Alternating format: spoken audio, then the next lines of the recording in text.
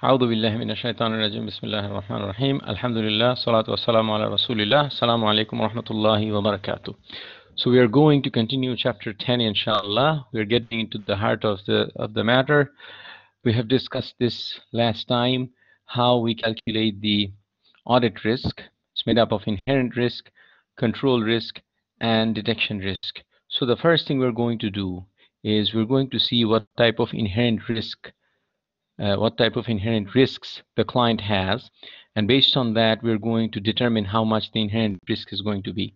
The second thing we're going to do is we're going to test the controls and see how good or bad of a control the client has, and based on that we're going to decide the control risk. So these two we're going to discuss today. Based on our results in the control risk, we're going to do the calculation of detection risk, and we're going to perform the substantive procedures. Okay, so you come in as an auditor, as an independent auditor, and you're going to audit a client. The first thing that you see, what are the industry related factors? What industry is the client in? Is the client in the oil industry? Is the client in the gold industry? Is the client in IT? What industry is the client in? Then what are the risks that are associated with that particular industry? For example, technologies become obsolete very quickly with the invention of a new technology. That means this could make a whole batch of inventory obsolete. They cannot sell it anymore because this technology is an outdated technology. Or are they in the oil industry where the price fluctuates a lot, right? So we have to see what the industry factors are. Based on that, we have to see how many risks, what type of different types of risks they have, etc. The second is complexity of revenue recognition issues. Revenue is recognized when the item is sold and the revenue is earned, right? Revenues are recognized when they are earned, when you have provided the goods and the services. Sometimes because of particular items that are sold in a particular way, the revenue recognition has complicated issues, and again we're not going to get into those specific issues, but you study these in the intermediate, the advanced, and the international accounting classes. In our study we have to keep this in mind, that does the client have any of those complicated issues in recognizing the revenue. Okay, the third is difficulty of auditing transactions and balances. Certain transactions or balances are difficult to audit. For example, the client could have the inventory in a location where you cannot reach, or the client never has a slow time. They're always moving the inventory. They're always moving the inventory categories from raw materials to work in process to finished goods, and it's very difficult for you to keep a track or understand the number, the accuracy of the number at a particular point in time. So these are difficult transactions to audit, or difficult balances to audit. Does your client have any of those situations, right? Remember, in the inherent risk, the client cannot do anything about it. It's not the client's fault. Neither can you do anything about it, the auditor, to change it. But you have to understand what the risks are. Based on that, you set the inherent risk. Okay. Number 4, misstatements detected in prior years. If you're auditing a client that you have audited before and you found mistakes in a particular category in a particular place, then you have to be extra careful because you might find the same mistake again. So prior period misstatements that were detected in the prior period are always part of inherent risks. Remember, the client could enhance the process and reduce this risk, but the fact does not change that you did find mistakes in the previous year. So the client cannot do anything about that, right? It has already gone. You found the mistake. They made the mistake. They can fix it in the future, but you still keep in mind that the client has this possibility. Are you following? Right? Is that clear?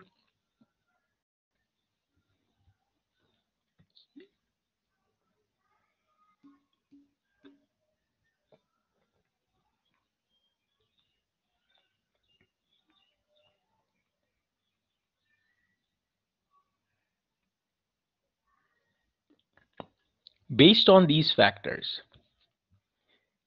you set the inherent risk.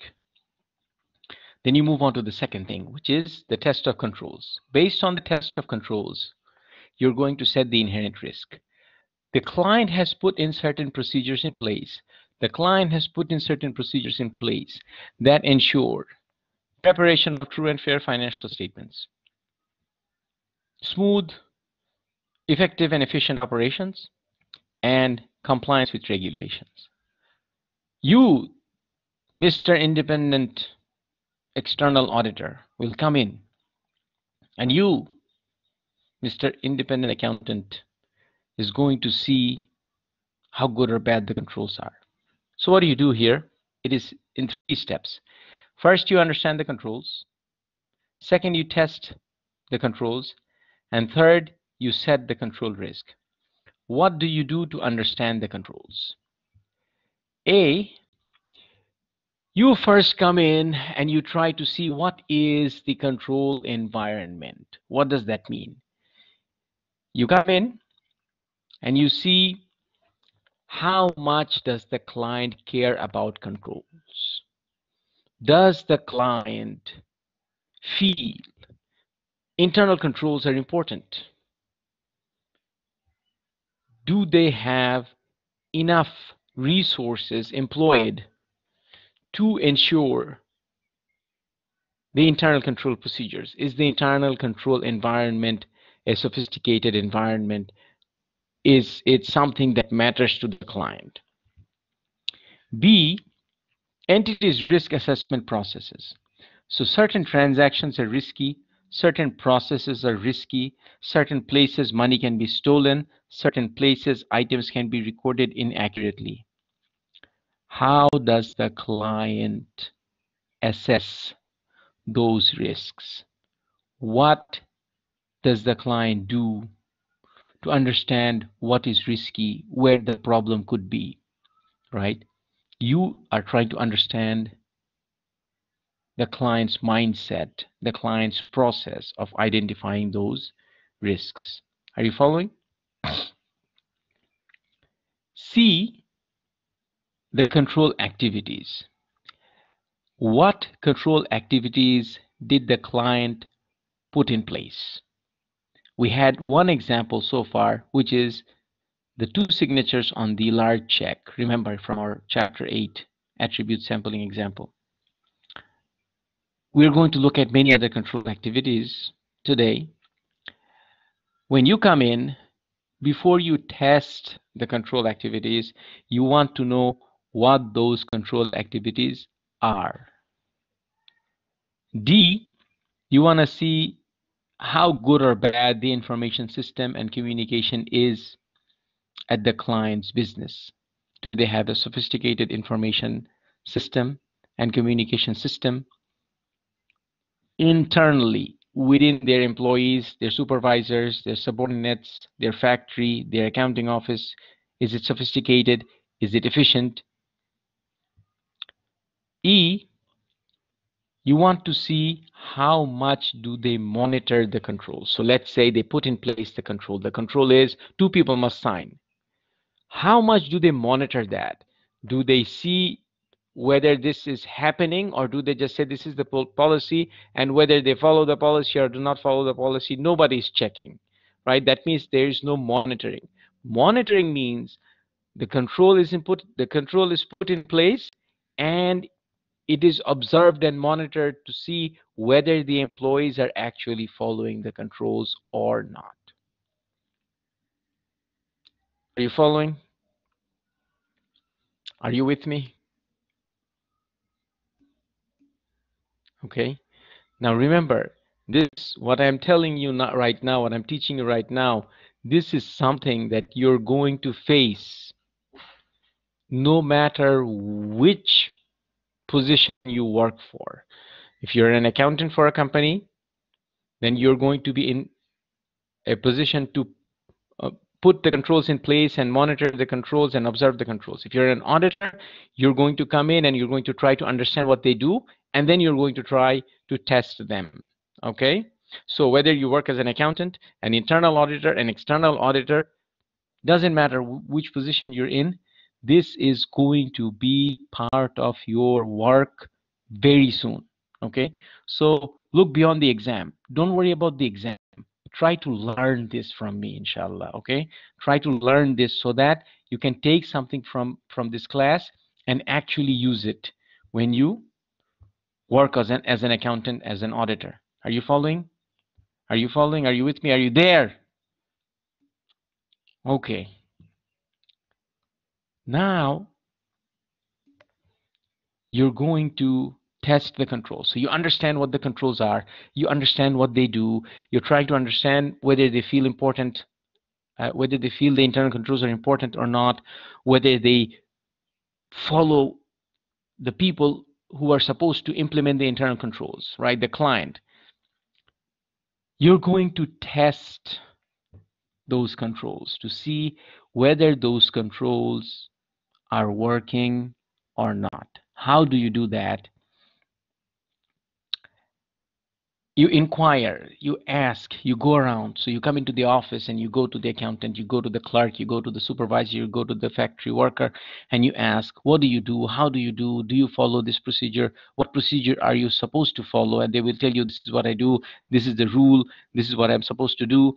And then you see whether there is consistency between the people, whether everybody's saying the same thing about the procedures, everybody's following the same procedure or not. This will give you an idea. If three people say three different things about the same procedure and they do three different things, that means nobody's following anything. You follow what I'm saying?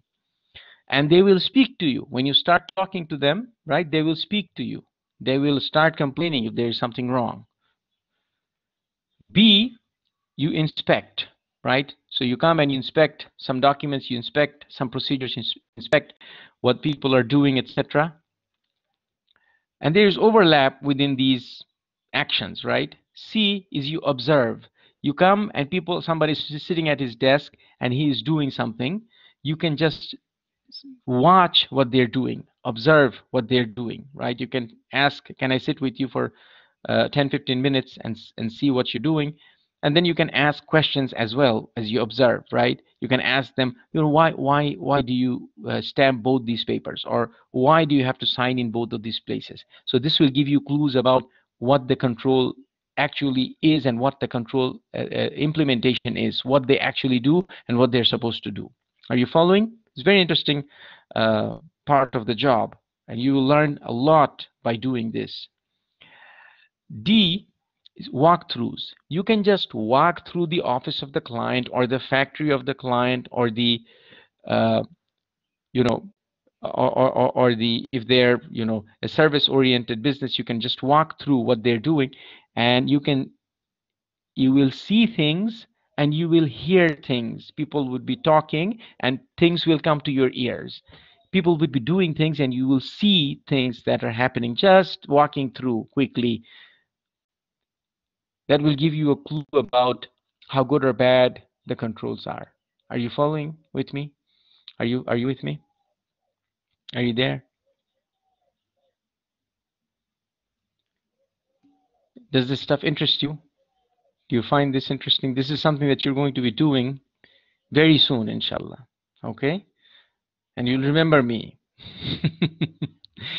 E, reperformance of control procedures. Certain control procedures you have to redo, and we're going to go through many control procedures in just a couple of minutes. We'll start individual control procedures. Something that the client has done, you do it again to see, do you have the same conclusion? Do you come to the same end result or not? Because if they followed the procedure and you followed the procedure, your conclusion should be the same, because the procedure is the same and you're working with the same documents, right? So testing of controls. Now we take these 5 and we now implement it in the revenue process. Let's start. You come in as an auditor and you're going to test individual management assertions. Individual management assertions. The first management assertion is occurrence. Occurrence means the client is saying everything we recorded in the financial statement happened. We do not have any sale recorded here that did not happen.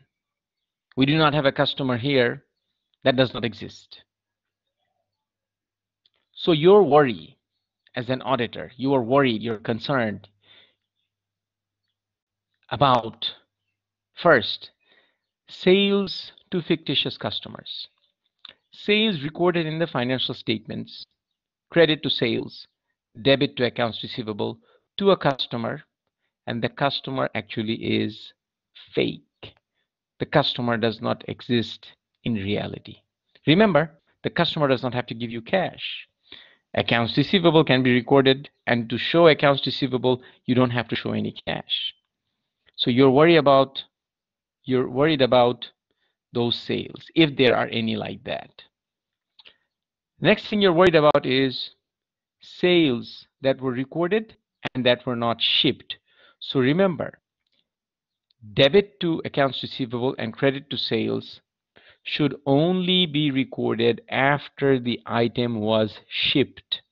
If there is not a shipping document prior to the recording of the sale, if you have a sale that is recorded and the shipping document date is after the recording date, that means something is wrong, right? That is something is wrong. Something does not smell right.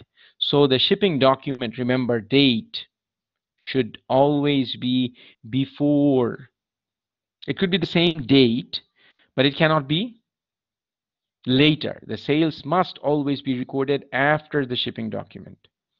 You're worried about this. As an auditor, you're also worried about cash receipts recorded but not deposited. So money that was recorded in the cash receipts journal as received, but it has not been deposited into the bank account, because all money should go to the bank account. That's good control. Having a lot of cash in the business and not depositing the money daily into the bank account is not good control. So what do you observe? You come in as a test and you want to test the controls. What will give you peace of mind that these things are not happening? They have been done properly.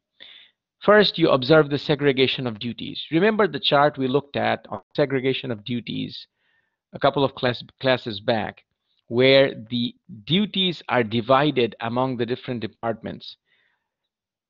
If more than one individual or more than one department is involved in the same transaction, then it does two things. Number one, it reduces the possibility of fraud. Number two, it increases the possibility of accuracy.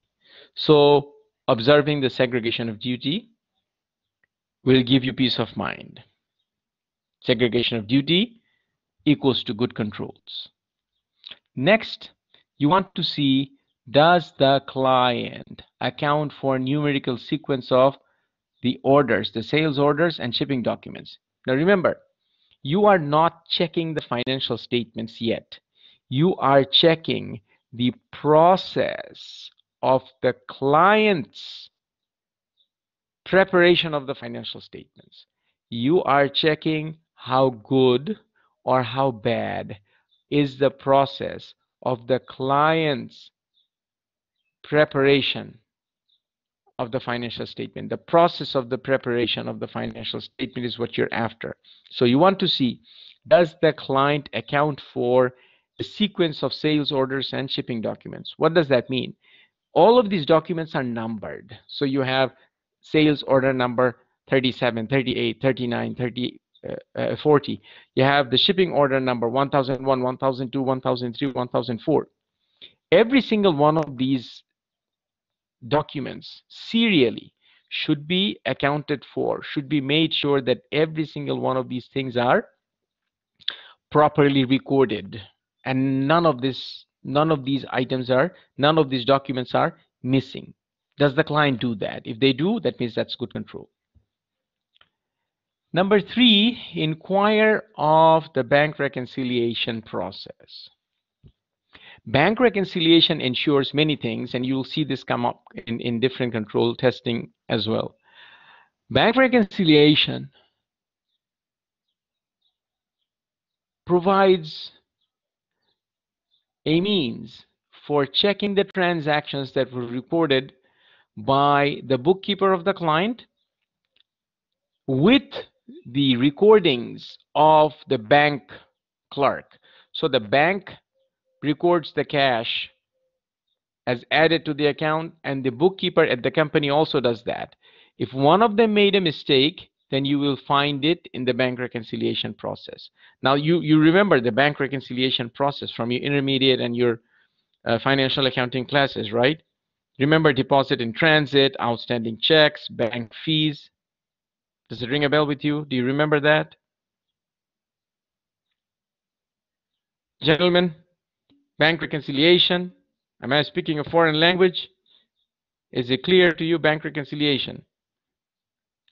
Bank reconciliation, the client is supposed to do, you want to ask the client, do you do it? And if they say, yes, we do, then that's good or bad control.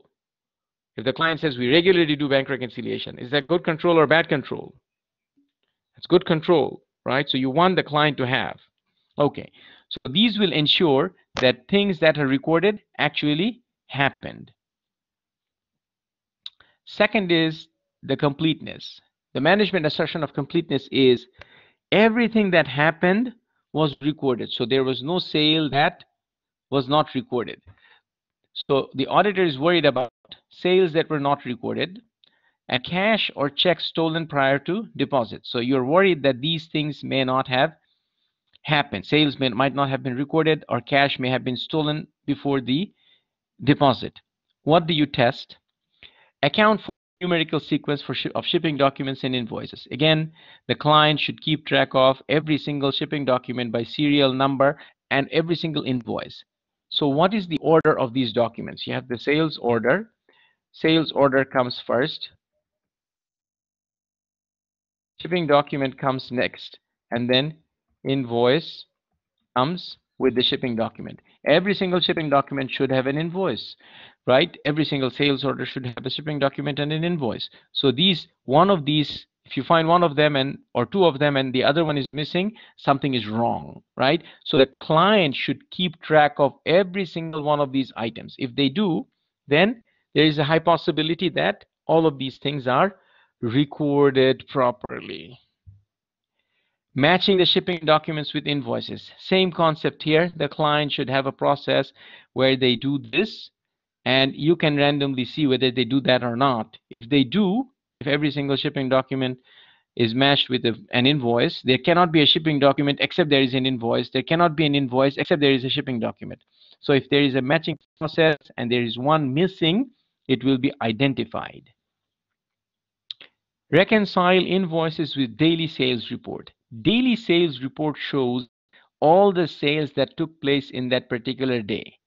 For every single one of those sale transaction in that day, there should be an invoice dated for that sale for that day, right? With that day's date. So daily, right? Daily sales report and daily invoices, they should match. You should have no invoices missing or no sales missing in the sales report that has an invoice. Okay? The client does that. You want to see whether they do that or not. Review the open order file. What is the open order file? The open order file has all those sales that were ordered. The sales orders were there and they have not been shipped. So the open order report shows all those sales orders that were received and they have not been shipped. So if something was shipped and it's still in the open order report, then that is not right. If something was received and it hasn't been shipped, the sales order was received and it hasn't been shipped, and you don't find it in the open order report, that means something is wrong. Again, the client should ensure that the open order report is accurate at any given point in time. You want to know Does the client do that? Does the client do that? If they do, that means they have good controls. This will ensure that things are recorded properly. And then the last is segregation of recording and custody of cash. The person who's receiving the cash should be different from the person who records debit cash and credit accounts receivable. These two duties should be separate. Why? If it is the same person, the person is receiving the money and they're also recording it in the financial statements, then it's very easy for that person to pocket the money and not record the transaction. It is not impossible for two people to come together and do it, but it is more difficult. So the segregation of custody of cash, meaning the person who's handling the cash and depositing it into the bank account, should be different from the person who's recording the debit to cash and credit to accounts receivable. And you can observe that. You can ask whether you have two different people doing that. If you find that happening, that means there is a low possibility of theft. Are you following?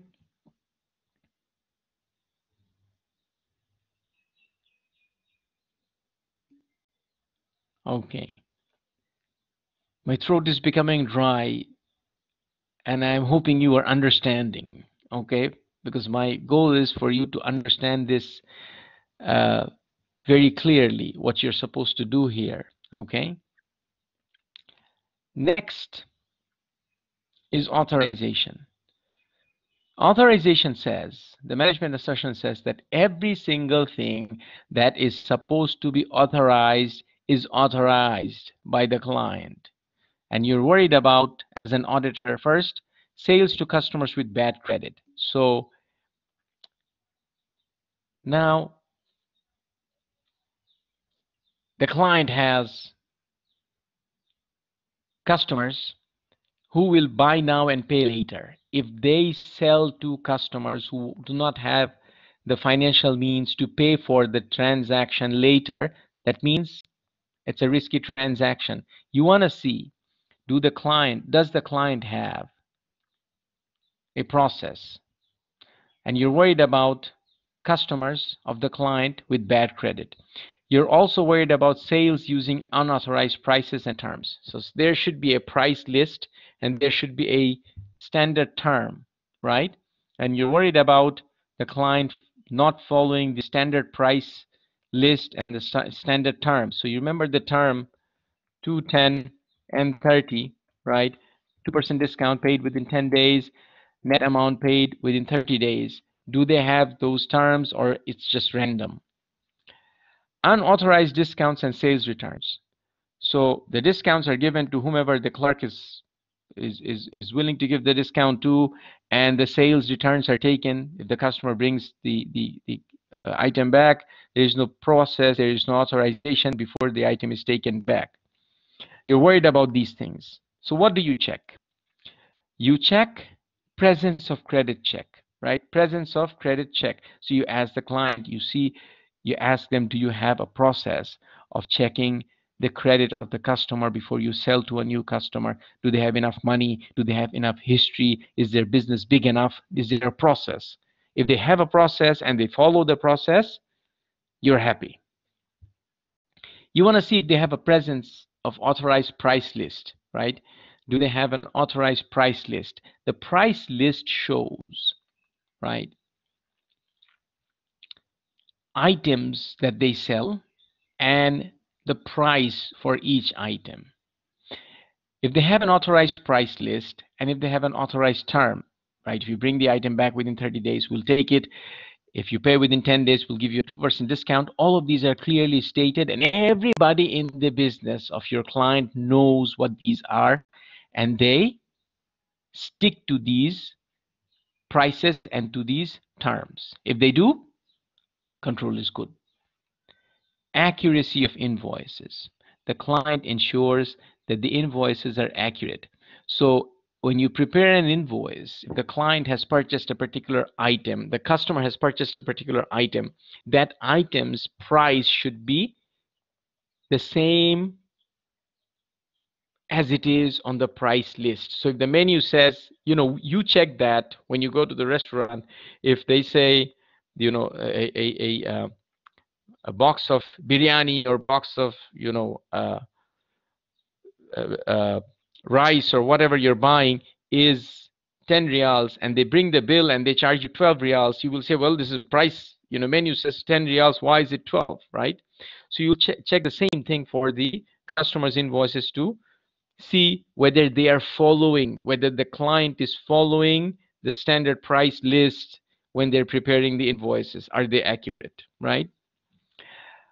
This next is presence of proper authorization of discounts and sales returns using approved terms. So this is a standard policy that they should have, that the customer brings the item within 7 days, they will get a full refund.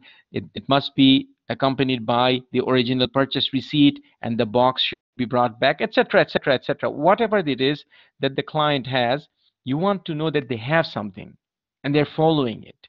If they do, that means they have good controls in the category of authorization.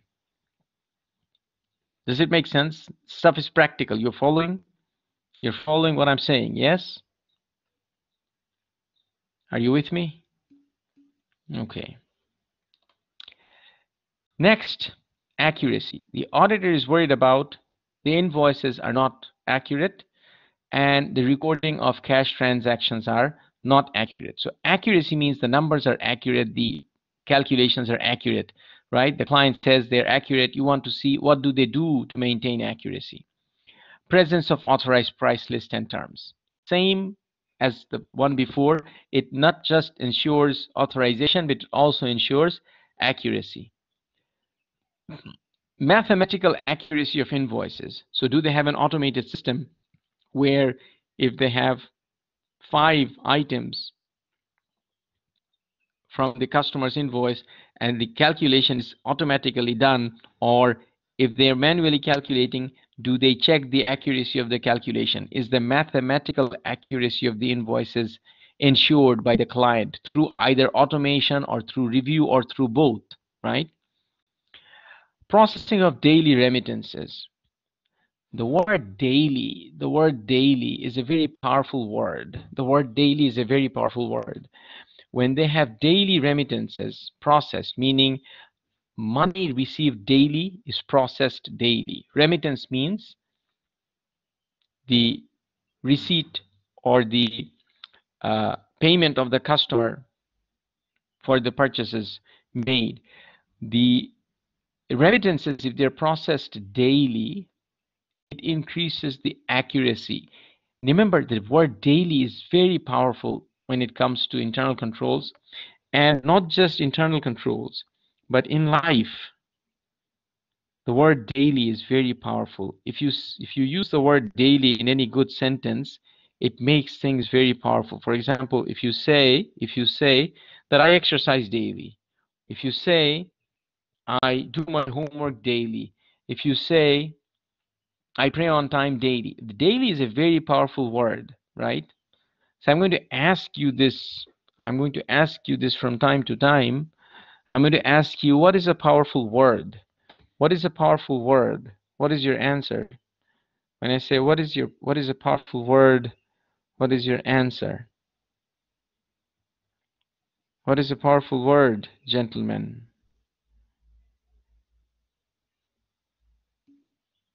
Daily. Daily is a powerful word. If they process remittances daily, the accuracy is supposed to be high. Again, monthly reconciliation of bank accounts. Reconciliation of bank account also ensures accuracy because the same transactions of cash in and out is recorded by the accountant in the company and the bank clerk. So if one of them made a mistake, the bank reconciliation will catch it, right? So it ensures accuracy. And again, this is what the client is doing, and and you're supposed to ensure this, that the client is doing that. So there's a question that says that means they print receipt the day they receive the money. No, receipt uh, could be given electronically. The receipt could be given, hard copy and so forth. Processing of the remittance means when the money is received, you debit cash, you credit accounts receivable, and you deposit it into the bank account. Okay, that is the processing of daily remittance. Money comes in. If it comes in cash or check, you record the entry, you debit cash and you credit accounts receivable, and you take the money to the bank the same day. Does that make sense? Okay. If you don't do that, right, then it will accumulate, and having a lot of cash around is not good. Okay, the next is cutoff. The sales and the cash are recorded in the improper period. That is your concern. So your period ends on December 31st, and the next period begins on January 1st. What is the time difference between the two periods? What is the time difference? Tricky question. What is the time difference between one period to the next?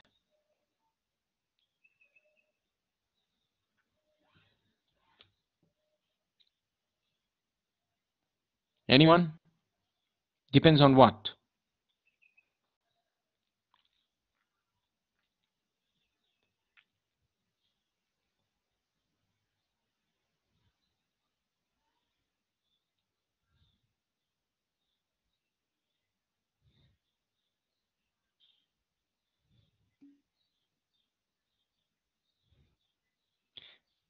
December 31st to January 1st is just 1 day difference between periods.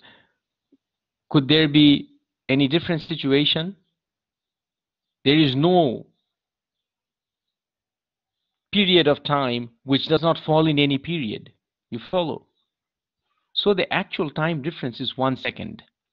The time difference between two periods is 1 second. So at 11:59:59, it is the prior period. At 12, it is the next period. Are you following? So your accounting software, when you record this, when you post the transaction before 12, it falls in this period. You post it after 12, it falls in the next period. Are you following? Right? So it is very important that the transactions for this year is recorded this year, and the transaction for next year is recorded next year. What do you test? Observe whether shipping documents are forwarded to the billing department daily or not. Okay? If it is done daily and they process it daily, then it will be recorded that day. Observe whether cash is deposited daily or not. If it's done daily, December 31st will never go to January 1st. But if there is 1 or 2 or 3 days delay, then there is always a possibility that December 27, 28, 29, those items are spilling over to January 1st. So again, especially in cutoff, daily is extremely powerful, because 1 day's delay could make the transaction fall into the next period. Does that make sense? Are you following? The next is classification. The transactions are properly classified in the right accounts. Every single thing goes into the right account. And there's only one way to ensure that, is that the client has a chart of accounts and everybody is following the chart of accounts. This is what a chart of account looks like. You see here, you can zoom in to see the accounts. Every single account in the general ledger has an account number and it has a name. Every single account. So you go around and you say, do you follow a chart of accounts? They say, yeah, we do. Can I take a look? After a while, after you start to record the data, after a while, the chart of accounts you memorize. I still remember the name of the accounts and the account numbers from, last time I used used this was 2007, right? 14 years ago. But I remember the chart of account from my company. I remember, right, that sales was 3010, uh, operating supplies was 5870, office supply was 5040, right? Rent expense was 6010. I remember this because I recorded this thousands of times, thousands of times. You follow? But initially, when you're recording, when I first started, I was given a printed chart of accounts. So before I started to record any transaction as an accountant, I had to look at this and make sure that this particular item goes into this account. I have to debit this account and I have to credit this account. If you go into the client's office and you see there is a printed chart of accounts with every one of the people who use it, and they're all following it very, very closely. If you do find that, that means there is high control for recording the items in the right account. If they do have a policy of doing this, that means the classification should not be an issue. Every single item will be classified in the right account. Are you following? Are you following? This is something you're going to, this chart of accounts, you're going to have very soon. No matter where you work, you will see this. And this is, you know, not just common, this is, you'll find it in absolutely everywhere, right? And if you come into a client's office and you say chart of accounts, what is chart of accounts? Ah, yeah, we have one, but we don't really, you know what I mean. So if you see something like that, that means bad news, right? You have to check the accounts very, very closely. Okay? Is that clear? So classification.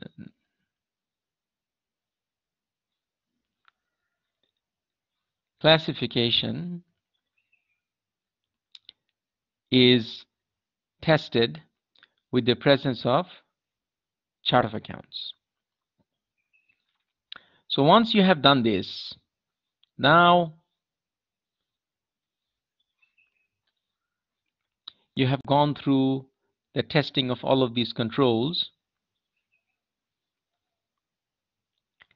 you will decide what the control risk is going to be. So once you have done this, you go to the next stage and you decide what the control risk is going to be. If the control risk is good, if the control risk is good, that means you said, if the controls are good, I'm sorry, if the controls are good, that means you set the control risk as low. It could be a number, it could be a percentage, it could be a qualitative, it could be a word, for example, high, medium, low. And based on what you planned, if you find that the control is what you thought it was going to be, then you continue as you have planned. So let's say situation 1, your inherent risk is 1, the control risk is 4, and your detection risk is 2. That's the first situation. Situation 2, your inherent risk is 1, your control risk is 2, and your detection risk is 4. First question for you, and I need every single one of you to answer. First question for you, in which one of these cases the controls are better, the first or the second? In which one of these situations the control is better, the first one or the second one? Quickly, we only have 1 minute. I need this answer from you. Control is better in the second one, just what Jasim said. Ali says second. Anybody else? Would you like to vary? Would you like to differ? Second, where are the others? Are you listening to what I'm saying? Are you just logged in and away? Second one. Okay. In that case, if the control risk is better in the second one, what happens to substantive procedures? Do we have to do more or less? When the control is good, do we have to do more substantive procedure or less substantive procedure? Less. Very good. That means if you go back to this, look at the detection risk. Where is the detection risk more? Second one or the first one?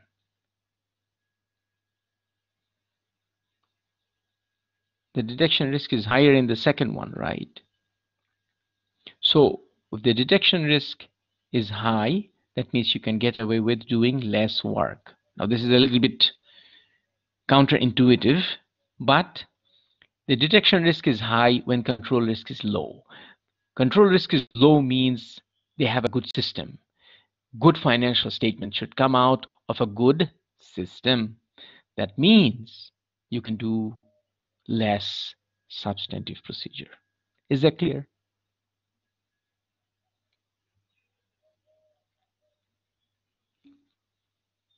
Okay, we'll stop here inshallah. If you have any difficulty, any holes in your understanding, please watch the chapter 10 videos before you come on Thursday, because we're going to do substantive procedure. If you don't understand until what we have done until now, then the substantive procedures are going to be difficult. What about the midterm, Jasim?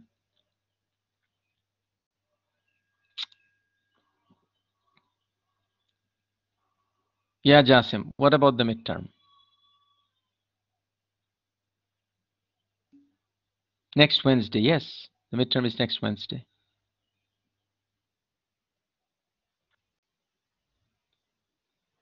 The midterm is next Wednesday. We'll finish chapter 10 on Thursday. We'll review on Sunday, inshallah. And then the exam is on Wednesday, inshallah. All right.